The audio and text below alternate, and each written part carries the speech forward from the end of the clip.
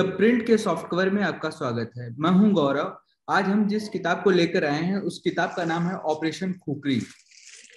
Operation khukri 233 सैनिकों की कहानी है जो पश्चिम अफ्रीका के सिएरा लियोन में जाकर भारत के तिरंगे का मान बढ़ाया था। हमारे साथ मेजर जनरल राजपाल पुनिया और दामिनी पुनिया इस पुस्तक के लेखक दोनों लोग हैं। आइए उनसे हम लोग बात करते हैं। मेरा सबसे पहला सवाल दामिनी जी आपसे है कि इस पुस्तक को लिखने का ख्याल कैसे आया। Thank you Gaurav, thank you for inviting us. ये पुस्तक का ख्याल ऐसे आया कि सबसे पहले ये समझना जरूरी है कि भारतीय सेना है क्या। भारतीय सेना कोई नौकरी नहीं है। भारतीय सेना is selfless devotion to duty. तो जब आप अपनी देश की रक्षा के लिए सेल्फलेसली समर्पित होते हो तो बहुत ऐसे साहस के ऑपरेशंस एंड मिशंस के हमारे सोल्जर्स हिस्सा बनते हैं जो आम जनता को जिसके बारे में नहीं पता होता। तो ऐसा ही एक ऑपरेशन है, ऑपरेशन खुकरी। ऑपरेशन खुकरी सन 2000 में हुआ था। कल इसकी 22वीं एनिवर्सरी है, 15 जुलाई को। तो ये एक ऐसा ऑपरेशन था जिसमें हमारे भारतीय सैनिक 233 सैनिक लड़कर 75 दिन आतंकवादियों से घिरने के बाद लड़कर बहादुरी से भारत लौटे थे। पर इस ऑपरेशन के बारे में भारतीयों को ही नहीं पता था। इसके अलावा जो ब्रिटिशर्स हैं, ब्रिटिशर्स ने इस ऑपरेशन पे अपना ठप्पा लगाया था क्योंकि उनके 2 हेलीकॉप्टर आए थे एक आदमी को ले जाने के लिए। सिर्फ उन 2 हेलीकॉप्टर की प्रेजेंस से बीबीसी और बाकी सारे ब्रिटिश न्यूज चैनल्स ने बोला था कि ये एक ब्रिटिश ऑपरेशन है। सो आई थिंक राइटफुली सो, भारतीय सिटीजन होने के नाते आई थिंक ये हमारी ड्यूटी थी। बिकॉज मेरे फादर इस ऑपरेशन को लीड कर रहे थे, हमारे पास सारी ऑन ग्राउंड इंफॉर्मेशन थी। तो ये हमारी एक ड्यूटी बनती थी कि हम हमारे देश की जो साहस की कहानी है वो रिक्लेम करें। And I think that motivated us कि हम लोगों ने ये किताब लिखी। सर, मेरा आपसे सवाल है कि जब आप वहां पे 233 जवानों के साथ थे घेराबंदी में, तो खाने के लिए इस कहानी में जैसा कि मैंने पढ़ा कि खाने के लिए उन लोगों के पास कुछ नहीं था, तो उस वक्त आप लोग के जहन में क्या चल रहा था। जय हिंद गौरव। जैसा आपने ठीक बोला कि खाने के लिए हमारे पास बहुत लिमिटेड राशन था, जो कि कुछ दिनों तक हम उस राशन को खा करके जिंदा रह सकते थे। उसके बाद खाने के लिए कुछ नहीं था। लेकिन खाने से भी ज्यादा जरूरी देश का तिरंगा, जो कि एक फौजी सिपाही जब विदेश की ड्यूटी पर जाता है तो उसके सीने के ऊपर, उसकी छाती के ऊपर एक तिरंगा झंडा लगाया जाता है। तिरंगा झंडा एक सिपाही को सिर्फ 2 ही बार मिलता है। एक बार जब वो युद्ध के मैदान में शहादत करता है तो उसको तिरंगे से लपेटा जाता है, और दूसरी बार जब विदेश की सेवा में जाता है तो उसके यूनिफॉर्म के ऊपर तिरंगा झंडा लगाया जाता है। तो खाने से ज्यादा हमें हमारे तिरंगे की इज्जत, हमारे तिरंगे की लाज, वो हमारे दिमाग में सबसे ऊपर थी। और उसी मोटिवेशन, उसी देश की भावना के साथ हमने अपना जो वहां पे 75 दिन बिना खाना गुजारा है, और जरूरत पड़ने पर घास की रोटियां भी खाई हैं, लेकिन देश का नाम सर्वोपरि ऊपर रखा है। सर, मेरा अगला सवाल है कि ये जो रिवॉल्यूशनरी यूनाइटेड फ्रंट था, ये हमारे दर्शकों को बताइए कि ये क्या था और ये कैसे फंक्शन करता था, इसके काम करने का तौर तरीका क्या था। रिवॉल्यूशनरी यूनाइटेड फ्रंट फोडे सेंको, जो एक उनके मिलिट्री के अंदर एक कॉर्पोरल था, उसने शुरू किया था। क्योंकि सिरा लियोन में करप्शन इतना ज्यादा हो गया था और धीरे धीरे एक ये पैरेलल आर्मी बन गई थी, जिसके अंदर की रैंक स्ट्रक्चर से लेकर के ब्रिगेड, बटालियंस, कंपनी, यहाँ तक कि उनके देश की सीमा की सुरक्षा का पूरा जिम्मेदारी भी इसी रिवॉल्यूशनरी यूनाइटेड फ्रंट के ऊपर था। तो ये अपने आप में एक मिलिशिया आर्मी थी, जो कि न कि एक मिलिटेंट या एक जो आतंकवादी है उसकी तरीके से काम करते थे, पर एक प्रॉपर ऑर्गेनाइज्ड मिलिट्री की तरह काम करते थे। और मेरे हिसाब से इससे खतरनाक लड़ाकू और इससे खतरनाक आतंकवादी मैंने अपनी जिंदगी में नहीं देखे। दामिनी जी, अगला सवाल मेरा आपसे है कि जब मैं इस किताब को पढ़ रहा था तो उसका पहला चैप्टर था होई सोई जो राम रखी राखा। ये नाम कैसे आपके दिमाग में आया और इसके रखने की पीछे की वजह क्या थी? तो ये बहुत ही एक इंटरेस्टिंग नाम था जो हमने हमारे पहले चैप्टर के लिए सोचा, क्योंकि बहुत बार ऐसा होता है कि हम बहुत प्लानिंग करते हैं अपनी लाइफ में, पर जो डेस्टिनी में लिखा होता है, जो गॉड ने डिसाइड किया होता है, अल्टीमेटली वही होता है। तो ये इसलिए आया था बिकॉज पहले चैप्टर में हमने क्लियरली बताया हुआ है कि अब major general then major Poonia 3 साल कारगिल में पोस्टेड थे, तंगधार में पोस्टेड थे जब कारगिल युद्ध चल रहा था। तो 3 साल मेजर पूनिया, जैसे बहुत सारे हमारे सैनिक होते हैं, अपनी फैमिली से सेपरेटेड थे। तो फैमिली का जो सेपरेशन था, उसके बाद 3 साल के बाद जब उनकी पोस्टिंग आई थी एक छोटे से टाउन में, बबीना यूपी में उनकी पोस्टिंग आई थी, तो वो बड़े खुश थे कि अब मैं जाके ना अपनी फैमिली के साथ रहूंगा। अब मैं कम से कम 2 साल अपनी वाइफ, अपने बच्चों को टाइम दूंगा और मैं एक अच्छी फैमिली लाइफ जीऊंगा। तो ये मेजर पूनिया की प्लानिंग थी कि बबीना पहुंच के मेरा घर होगा, बच्चे वाइफ सब सेट रहेगा। पर जिस दिन उन्होंने बबीना में ऑफिस ज्वाइन किया, पहले दिन उनका यूएन का लेटर आ गया कि आपको सेरालियोन जाना है, जिसके लिए आप अभी दिल्ली रिपोर्ट करो और अपनी ट्रेनिंग स्टार्ट करो। तो एक सोल्जर की लाइफ ऐसी ही होती है, सोल्जर्स प्लान करते हैं, पर जो उनकी ड्यूटी में, डेस्टिनी में जो लिखा होता है, अल्टीमेटली वही होता है। तो this was the idea behind the title, कि उनने प्रपोज किया था अपने लिए कि मैं बबीना जाके अपनी लाइफ बहुत अच्छे से फैमिली के साथ कम से कम 2 साल जीऊं, फिर वापस फील्ड में जाना ही था पोस्टिंग। बट वो भी नहीं हो पाया बिकॉज डेस्टिनी में लिखा था कि मेजर पुनिया सेरालियोन जाए, और ऑपरेशन खुकरी के बारे में हम सब बैठ के पढ़े। सर, मेरा सवाल आपसे है कि जब ये ऑपरेशन शुरू हुआ, ये संयुक्त राष्ट्र शांति स्थापना का ऑपरेशन था, लेकिन ये तिरंगे की रक्षा के सम्मान का ऑपरेशन कैसे बन गया? गौरव, ये ऑपरेशन शायद नहीं हुआ होता अगर वो आतंकवादी या मार्टिन, जो कि उनका ब्रिगेड कमांडर था, मेरी इस बात को समझ पाता कि एक सिपाही अपना हथियार समर्पित नहीं कर सकता है। हम वहां पे शांति सेना की ड्यूटी पर गए थे, हम वहां पर शांति कायम करने के लिए गए थे, शायद लड़ने नहीं गए थे। जब ये सिचुएशन होती है कि उन्होंने हमको घेर लिया, तब मैंने उसको समझाने का कोशिश किया था। मैंने उसको समझाया था कि एक सिपाही अपने हथियार, अपने वेपन की पूजा करता है। हमारे लिए वो भगवान है, हमारे लिए हमारी वर्दी हमारा धर्म होता है, और हमारा हथियार हमारे लिए भगवान होता है। वो शायद इसको समझ नहीं पाया। अगर वो इस चीज को समझ लेते तो शायद ऑपरेशन खुकरी नहीं होता, क्योंकि हम हमारे हथियार के साथ वहां से वापस अपने देश को आने के लिए तैयार थे। पर उनकी एक ही शर्त थी कि आप हथियार डालेंगे, आप हमारे कदमों में हथियार डालेंगे, जो कि एक सिपाही को कबूल नहीं था।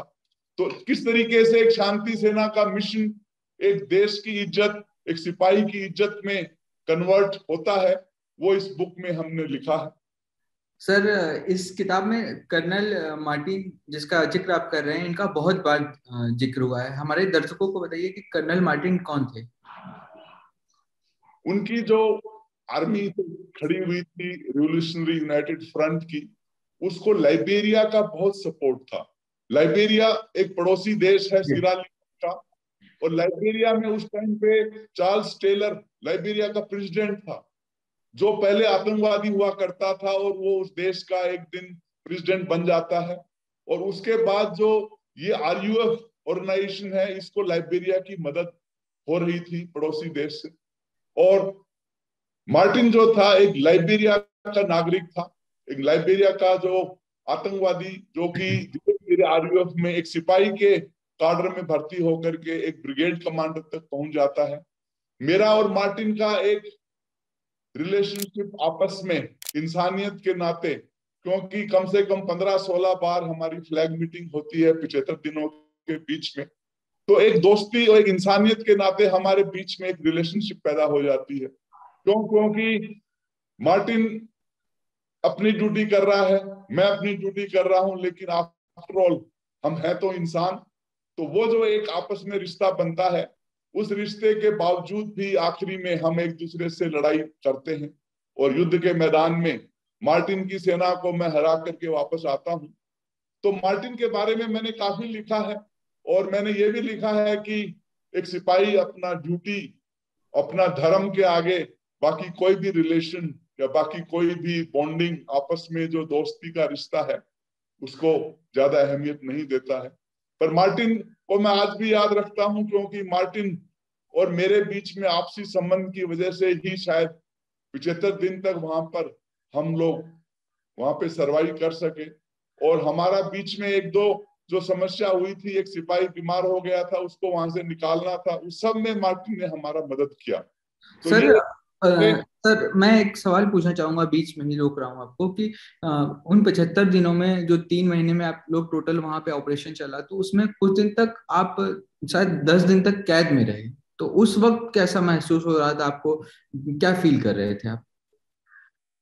जब ये क्राइसिस आई थिंक 2 मई 2000 को जब शुरू होता है, तो मार्टिन मेरे को एक मीटिंग के लिए बुलाता है, और उस मीटिंग के दौरान ही मेरे को उन्होंने अरेस्ट कर लिया।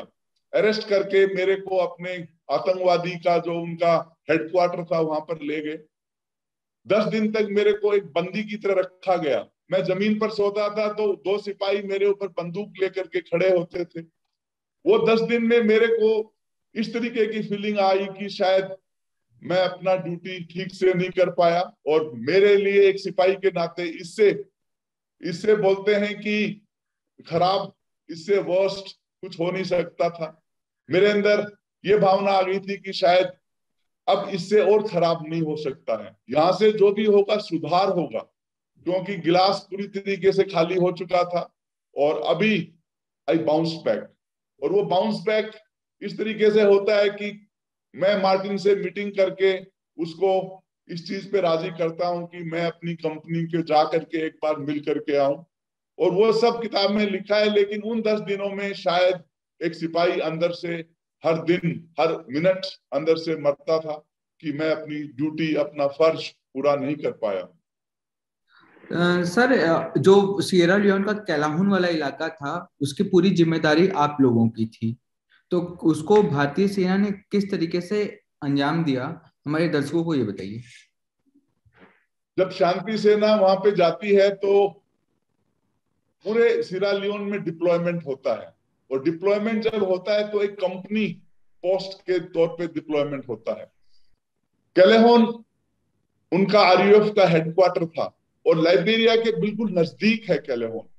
तो किसी भी और देश की सेना वहां जाने के लिए तैयार नहीं थी। और आखिरी में हमारे को, जो हिंदुस्तान की सेना है, आप जानते हैं कि हमें हर हुक्म, हर ऑर्डर को तामील करने की ट्रेनिंग शुरू से दी जाती है। जब हमें ये टास्क मिलता है तो हम कैलेहोन जाते हैं, और कैलेहोन में करीब 3-4 महीने शांति सेना के लिए काम करते हैं। किस तरीके से हमने वहां पे जो गरीब लोग थे उनकी मदद की, मेडिकल कैंप लगाए, उनको ट्रीटमेंट किया, और इस मदद की वजह से ही जब फाइनली जब ये समस्या शुरू होती है तो वहां का आम नागरिक हमारी मदद के लिए आगे आता है।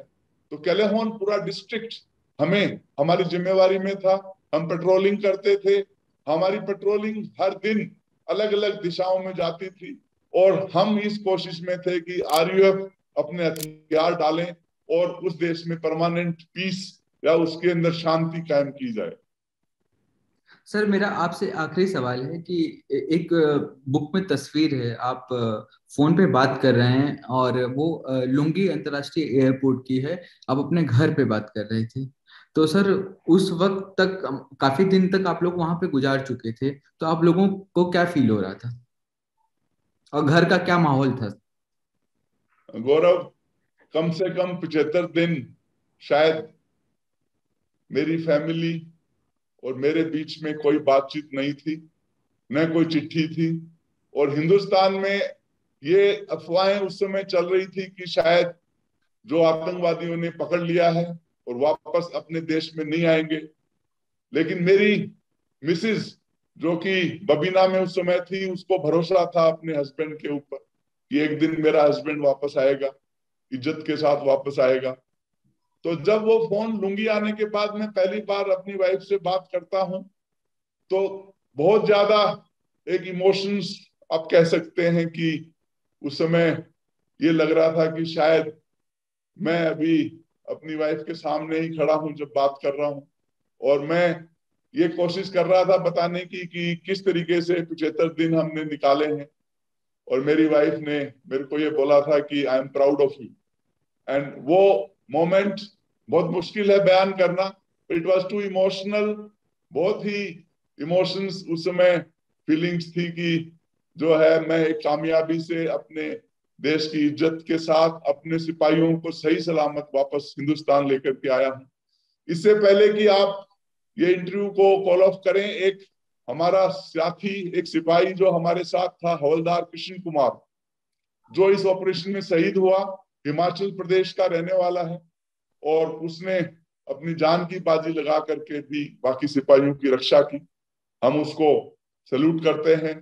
उस सिपाही को मरणोपरांत सेना मेडल से सम्मानित किया गया, और हवलदार कृष्ण कुमार के फैमिली और बच्चे के साथ आज भी हमारे टर्म्स और रिलेशंस हैं। दामिनी जी, मेरा आपसे आखिरी सवाल है कि आप अब तो ऑथर बन गई हैं। इस पुस्तक को लेकर मैं कई जगह सोशल मीडिया पे देख रहा था और नेट पर गूगल पे भी सर्च करने के बाद ये मिला कि कोई फिल्म बन रही है। क्या ऐसा कुछ अफवाह है? अफवाह नहीं है, ये रियलिटी है। इस साल हमने कॉन्ट्रैक्ट साइन किया है फिल्म का। ऑफ कोर्स मैं प्रोडक्शन हाउस का नाम कॉन्ट्रैक्ट की वजह से नहीं आपको बता पाऊंगी, बट काम चल रहा है, स्क्रिप्ट लिखनी शुरू कर दी गई है, तो बहुत जल्द आप बड़े पर्दे पे ऑपरेशन खुकरी को देखेंगे। तो कब तक आने की उम्मीद है हमारे दर्शकों को, कुछ बता सकते हैं? 1-1.5 साल हमें उम्मीद है। 1-1.5 साल में शूटिंग एंड स्क्रिप्ट राइटिंग वगैरह सब कंप्लीट होके पोस्ट प्रोडक्शन वर्क के बाद रिलीज हो जाएगी। अभी तक हमें यही उम्मीद है कि 1-1.5 साल में the movie will be out. Damini ji और मेजर साहब, आपका द प्रिंट से बात करने के लिए शुक्रिया। और हम दर्शकों को बताना चाहेंगे कि ऑपरेशन खुकरी एक बहुत ही दिलचस्प कहानी है, इसको सबको पढ़ना चाहिए। द प्रिंट के सॉफ्ट कवर में मैं अगले एपिसोड में किसी और किताब के साथ, तब तक आप देखते रहिए the print. Gaurav, I would like to say something. Firstly, let me thank the print soft cover for calling me on this screen to talk to you. लेकिन एक वाकया शायद मैं आपसे शेयर करना चाहूंगा, अगर आप उसको इंक्लूड करना चाहें। हाँ। कैलेहोन में हमारे साथ एक पाकिस्तानी ऑफिसर था। वो पाकिस्तानी ऑफिसर को आतंकवादियों ने पकड़ लिया था। हम उस पाकिस्तानी ऑफिसर मेजर रफीक को मैं खुद छुड़ा करके वापस हिंदुस्तान के कैंप में लेकर के आया था, और उस पाकिस्तानी ऑफिसर को हमने खाना खिलाया। हमने खाना नहीं खाया, लेकिन उसको, मेजर रफीक को खाना खिलाया। और आखिरी में जब हेलीकॉप्टर से उसको निकाला गया, तो उसने जाते हुए मेरे को सल्यूट करके ये बोला था कि I am proud of Indian army. और मेजर रफीक, जो कि शायद आज भी पाकिस्तान आर्मी में शायद कोई सीनियर ऑफिसर होगा, उसके बाद मेरा कोई लिंक नहीं है, पर मेरे को अभी भी याद है कि किस तरीके से उसने इंडियन आर्मी को रेस्पेक्ट किया था, और हमने हमारा जो एक मेहमान के नाते धर्म था वो निभाया था। That is all I would say, and once again thank you very much. जय हिंद। Sir, thank you Damini ji. Thank you so much.